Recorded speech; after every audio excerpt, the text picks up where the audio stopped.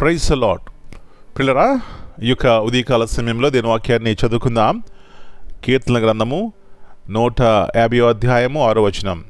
Sam 150:6. సకల ప్రాణులు యెహోవాను స్తుతించుదురుగాక. యెహోవాను స్తుతించుడి. Let everything that has breath praise the lord. Praise ye the lord. పిల్లరా, యేసు ప్రభువారి అతి శ్రేష్టమైన నామంలో మీ అందరికీ శుభములు తెలియజేస్తున్నాను. మరి యొక్క నూతన ఉదయకాల సమయాన్ని దేవుడు మనకిచ్చారు. దాన్ని బట్టి కృతజ్ఞతాస్తులు దేవునికి చెల్లించాలి. పిల్లరా, ఇక్కడ చూసినట్లయితే సకల ప్రాణులు యెహోవాను స్తుతించుదురు. ఎందుకు స్తుతించుదురు అంటే, ఇంకా మనము గాలి పీల్చుకుంటున్నాం, ఇంకా మన యొక్క అవయవాలు పనిచేస్తున్నాయి. పిల్లరా, మనం ఆలోచిస్తే ఇవన్నీ కూడా దేవుని కృపే. ఎన్నోసార్లు మన జీవితాల్లో స్తుతించే మనసుకు బదులు మరి సనుక్కుంటూ ఉంటాం, గొనుక్కుంటూ ఉంటాం. దేవుడు అది చేయలేదు, ఇది చేయలేదు.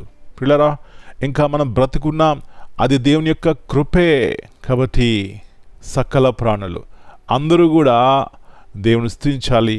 మనం చూడండి, పొద్దున్నే లేస్తే పక్షులు, మరి ఈ లోకంలో దేవుడు సృష్టించిన ప్రతిదీ కూడా తమ తమ పనులు చేస్తూ దేవుని స్తుతిస్తున్నాయి.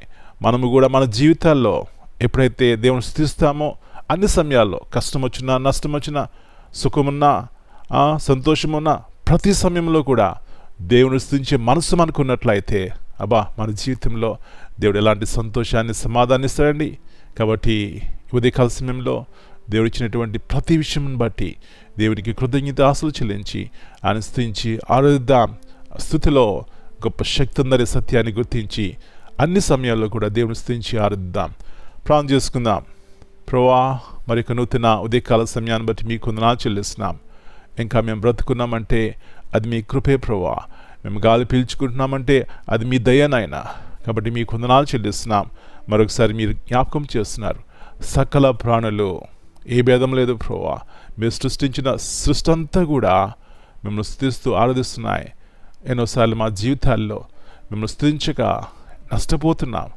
ప్రతి సమయంలో కూడా మేము స్తుతించినట్లయితే ప్రభువా, అది మాకెంతో బలాన్ని, శక్తిని, జయాన్ని ఇస్తుంది.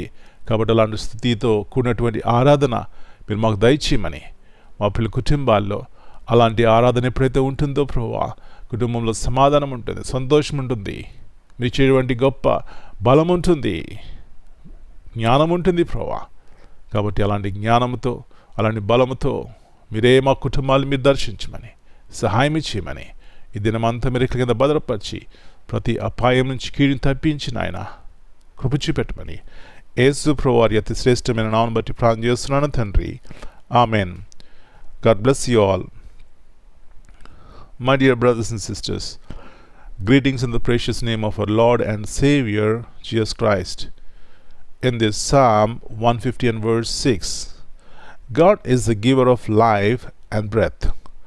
Every moment we inhale is a gift from Him, and our response should be gratitude and worship.